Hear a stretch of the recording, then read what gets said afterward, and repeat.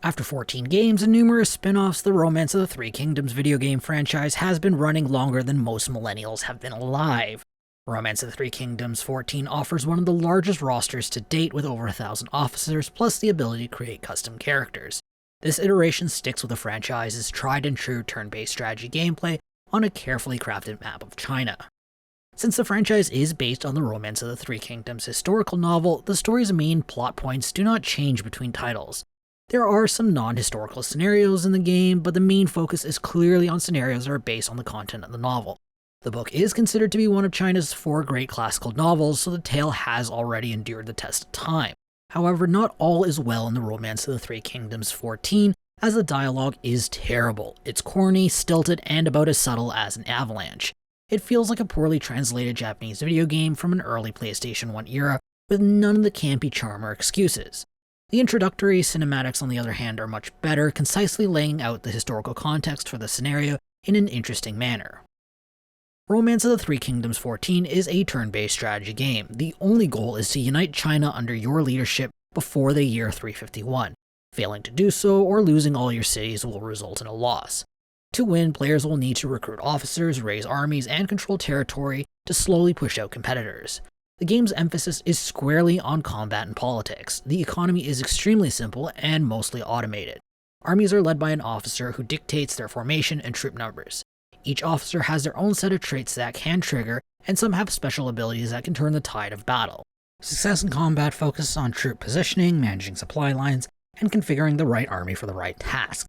Actual combat itself is completely automated based on army and officer stats, down to the duels that officers may engage in. While automated combat is not necessarily a bad thing for turn-based strategy games, the automatic duels are quite disappointing considering the game drags the player to the same duel screen each time.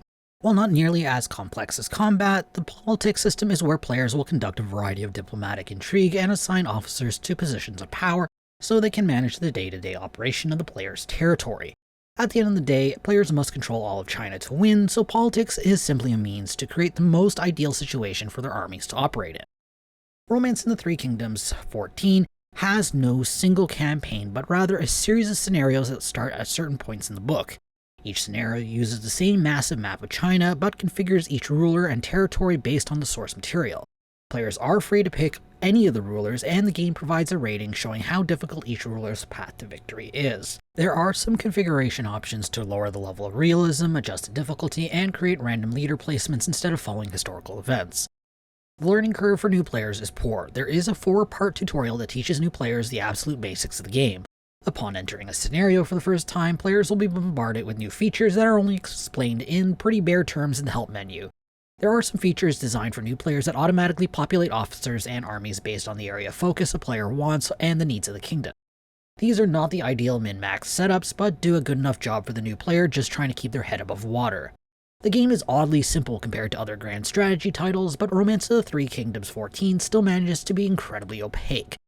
The game has a strong figure-it-out-yourself attitude that seems to be designed for longtime fans or incredibly patient new players.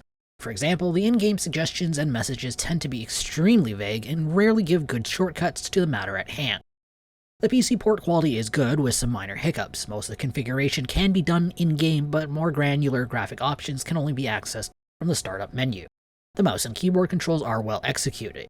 Since the game is a strategy title, it does translate well to the PC, but the UI layout is clearly designed for consoles, as the menus are optimized for scrolling around with the buttons instead of a mouse. The graphics are decent. The illustrations are by far the best the game has to offer. The beautifully drawn portraits are captivating, detailed, and lively. The environment and models are decent, although not extremely detailed.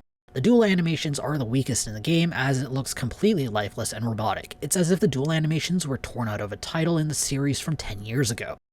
The audio experience is enjoyable. The sound effects are good, though nothing too spectacular. The soundtrack is excellent, providing the right balance of calm, unobtrusive music that suits strategy games, while still channeling enough energy to not sound like a meditation music album. There is no English voice acting in the game, just a handful of Japanese lines for major characters. I'd much rather have only Japanese voice acting than a poor English voice work. Romance of the Three Kingdoms XIV is not a game for everyone. It has a laser-like focus on politics and combat at the expense of everything else. At the same time, it does not offer great depth in either discipline. Instead, the game is more focused on the broad strokes and more like the board game Risk. Determined newbies and seasoned veterans of the franchise who like big picture strategies will find some interest in Romance of the Three Kingdoms XIV. However, most players will want to avoid the game's clunky learning curve and sometimes shallow gameplay. I'm awarding the game 6 capsules out of 10. If you want to read this review, be sure to check out the link in the description or in the video's card. I hope to see you soon. This is Jamie from Capsule Computers signing off.